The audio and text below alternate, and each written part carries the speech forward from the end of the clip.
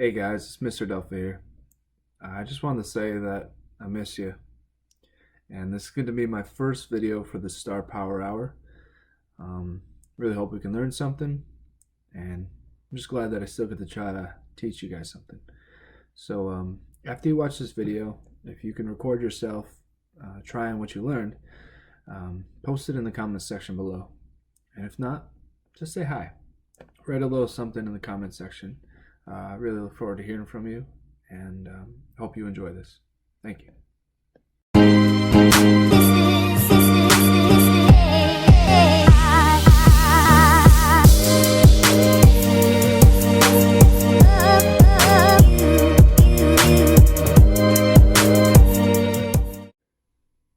Good afternoon, class. Mr. Delpha here. Today, we're going to be learning about card magic. Specifically, the trick we're going to be learning about is called the snap change. And you're going to see why it's called that in just a minute. Stay tuned. All right. Are you ready? Yeah! Great. Let's get started. First, I'll show you the trick.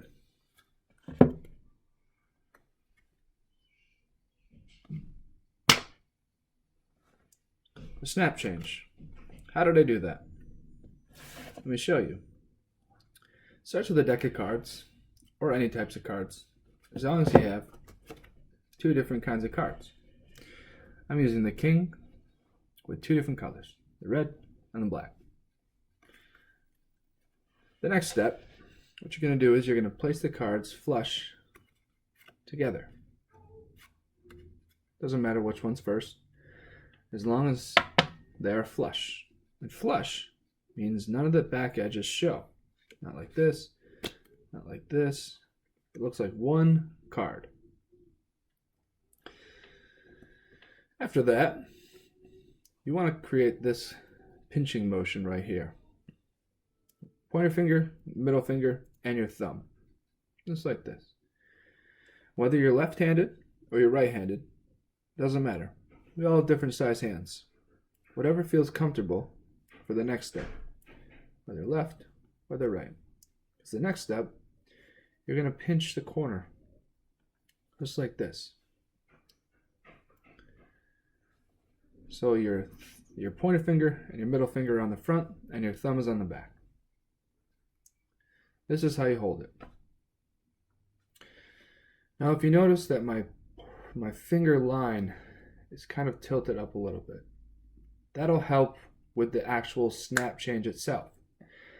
If your fingers are straight, the card in the back, which you'll see, will also be straight, but it might be harder to hide it. I'll explain. What is essentially happening is what's called the snap change. You're actually snapping your fingers, except the cards are here. So if you snap your fingers, the front card disappears. How does that happen? Well, it happens because at first you're putting a little more pressure on your middle finger and your thumb, and kind of keeping this one just sort of floating there. It's still on the card, but not that much pressure. Then what's happening is you are snapping your finger, your middle finger and your thumb, and sliding the card back and into the palm, kind of like that. So you're holding the card and also hiding the card. So the change itself is like snapping your fingers, just like this, and the card slides down into this little part right here, the snap change. So what I would like you to do is to set your fingers up just like this and try the snap change. Try it. Move your fingers around, not too far in, because then it gets all jumbled up. Not too far to the edge, because everything's, flimsy at that point. Now kind of find a good spot right about in this corner, right here. And practice the snap change. Practice it over and over again. It's okay to be slow at first, because after a while, it'll become natural and you'll become much faster at it. Just practice this. If you want to pause the video, you can, just so you can practice this. But for now, let's talk about hiding the card. After you do the snap change, the card's going to be behind this card, the card that was behind this one. So after you do the snap change, you have to realize that the viewer, for you it's a camera, but for someone in person, the viewer is looking directly at this card. This is the only thing hiding this card. So you have to make sure that the angle you have is right in line with their eyes, so it can act as a wall. Because if you saw, my card's tilted a little back so you can see it down here. Same thing goes if it's too far forward. You can see it on the top. You want to make sure that the card is right in the front, so it creates the wall. Now, with those steps all in your mind, practice this movement first, as many times as you can, until it becomes natural. You're not moving your pointer finger. It's just staying there. It's kind of like the act of pulling a tablecloth out from underneath all the dishes. You know, the dishes stay in place, but the tablecloth is gone. Same thing with your pointer finger. Your pointer finger is like the dishes. Your middle finger, or your pointer finger and your thumb are like the dishes. But your middle finger is like, the middle finger and the card is like the tablecloth, sliding out and disappearing, while leaving your pointer finger, your thumb, and the other card. That's like the dishes. It's a really interesting analogy. Anyways, yeah. So, practice that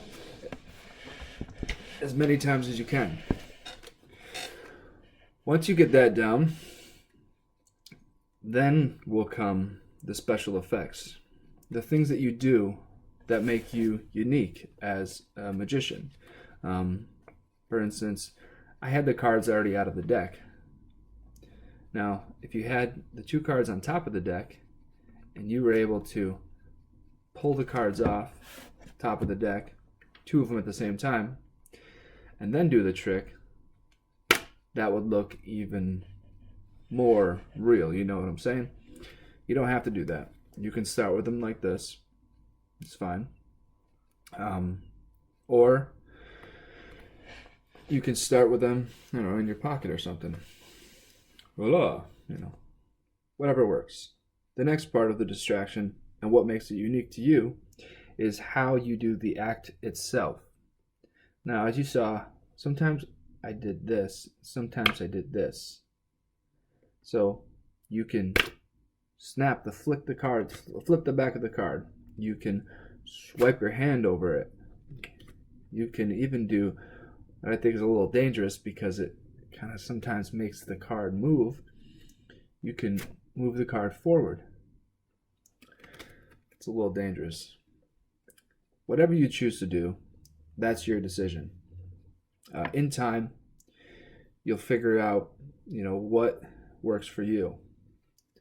The main thing is practicing the snap change over and over again until it becomes fluid and natural. This type of mentality, this type of practice can be applied to anything. If in time you're able to do this, it shows. that you can do something that you've never been able to do before with practice and persistence. So keep trying. Show your parents, show your family, you know, be happy, be healthy, be well, and balance fun and work. We miss you. Us at Peaceful Schools, I miss you. Thinking about you guys often. These times are definitely different. I'm not used to it.